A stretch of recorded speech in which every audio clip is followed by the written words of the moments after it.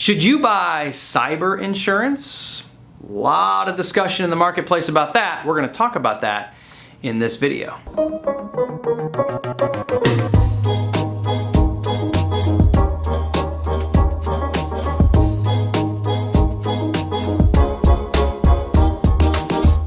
According to many studies, cybercrime has accounted for more than $2 trillion with a T in costs to businesses and companies that have to recover data and information that has been stolen or ransomed or some other thing that has happened in the cybercrime world. So enter the world of cyber insurance. Is that something that you need to consider for your business? We're going to walk through several different things and topics that we can think about when it's coming to answer this question. Number one, what type of things does cyber insurance actually cover? Well, for the longest time in the insurance world, we would have equated cyber insurance to the wild, wild west. There wasn't a lot of consistency, we'll call it, in the insurance marketplace on what a cyber policy would actually pay out for. And that's because by and large, even today, the speed at which cybercrime is evolving is insane. And so the type of coverages and exclusions that fall within cyber insurance, it's getting more and more difficult to find a product that makes good sense for whatever your particular type of business is.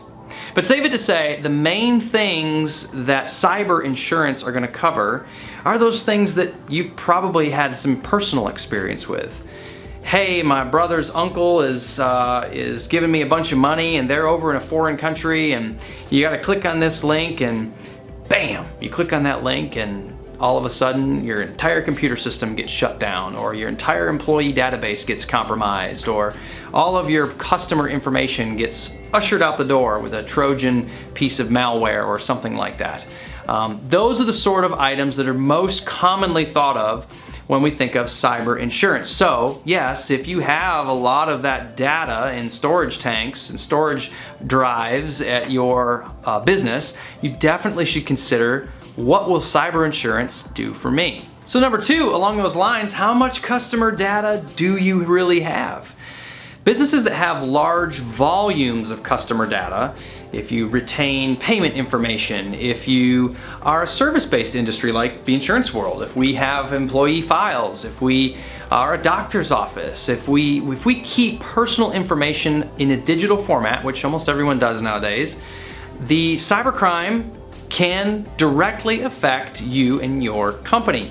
And the states have set up laws that fine you very heavily if there's a breach and you don't take care of your customers in notification and how you are basically helping your customers and you recover lost damages for cyber attacks.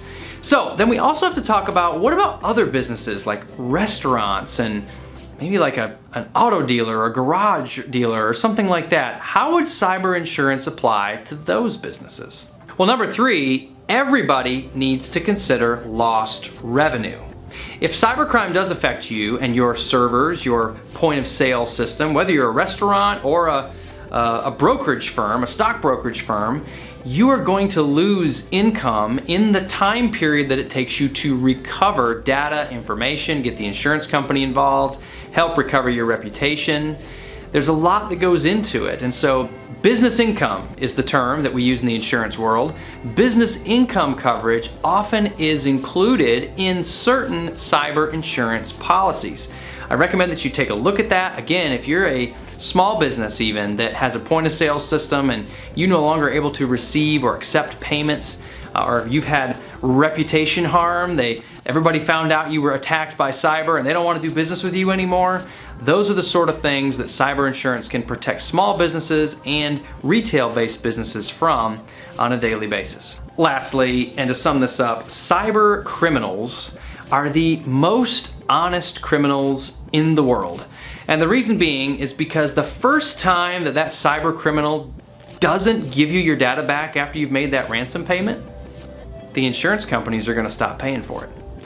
So realize that you as a business owner are in a position where cyber insurance is something that needs to start to creep into the top of your mind. It may not be the first policy that you purchase, but it's definitely one that you need to work into your expense load as you grow, as you evolve, and as time moves forward in the business world. I hope this was helpful. It's certainly more to talk about with cyber insurance. It's a big, deep topic of discussion in our industry. But on behalf of all of us here at Callahan & Rice, I hope this one was helpful. Talk to you soon.